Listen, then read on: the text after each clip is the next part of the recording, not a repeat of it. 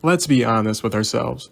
We all have used manipulation at least one point in our life, whether it be telling a white lie to get out of a situation or using flattery to get whatever we want. The goal of all manipulation is to increase control, but outside of controlling how you feel and behave, a manipulator can shape what your life and daily activities look like. My name is Rhett Rogers, and I'm here to present you 4 steps on how to manipulate someone. Disclaimer, I do not want any evil intent to come from this video. Even though it is tempting to use these methods on others, I pray you guys will use these tactics if necessary and not wreak havoc on the world like many manipulators alike. Before I get into this, I want you to hit that like button, smash that subscribe, and hit that little bell icon. Step 1. Appearance. I'm not talking about disguising yourself and portraying someone you're not. Instead, I want to talk about your general appearance. I know this section isn't as exciting, but your appearance is like looking at the covers of books in the bookstore. You are probably not going to read the books with the boring covers, let's be honest. It has been proven time and time again by experts and psychologists that people trust other people who have a healthy appearance, and they also believe that healthy-looking individuals are smarter. They call it the halo effect. However, we all know that healthy appearances do not equal trustworthiness or intelligence. But the point I'm trying to make here is we believe it to be true almost subconsciously. So now knowing this information, wouldn't you want to look your best?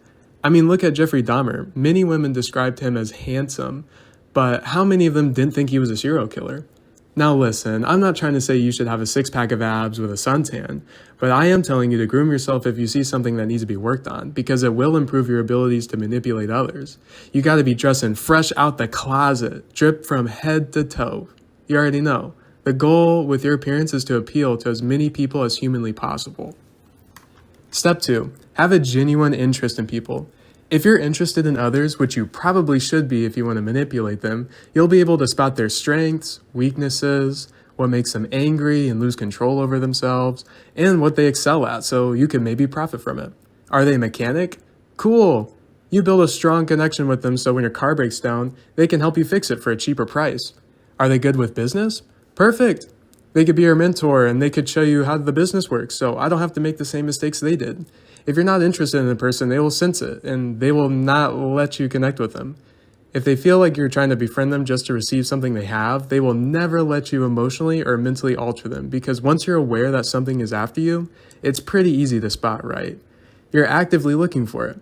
If you learn that this particular person has 0 value to you, don't pursue them any further and don't waste your time. You got other people to manipulate, remember? Step 3. Isolation. Once you build a connection with your prey, you need to isolate them from other influences. Charles Manson was an infamous cult leader who controlled his followers in a way where he isolated them from the outside world. He established a commune at an abandoned movie ranch, stripping them of their personalities and molding them to fit his twisted vision. Manson himself became an integral part of his followers' identities. Their self-esteem and existence revolved around him and the cult. They saw themselves as a superior elite with the power to change the world, even if it meant by violence. You may be asking yourself, well, how did he manage to do that? Simple, really. You gotta be fresh out the closet, drip or drown, so you don't scare him away, right?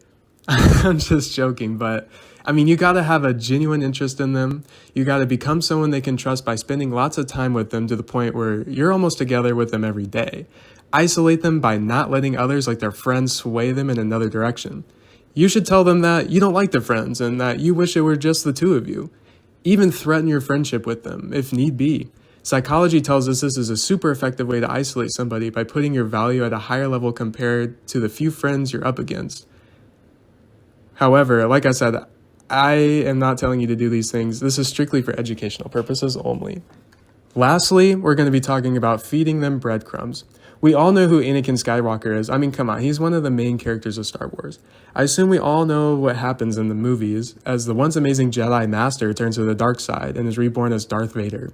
When Darth Vader appears on screen, nobody has a clue who he is, what his interests are, his hobbies, and what he's thinking, what makes him an absolute fan favorite. Look at Itachi from Naruto, mysterious. Levi Ackerman from Attack on Titan is mysterious also. Aaron from the same show. I mean, he's going from a kid to a full-on beast, where we have no idea what he's thinking and boom, fan favorite. Darth Vader the same.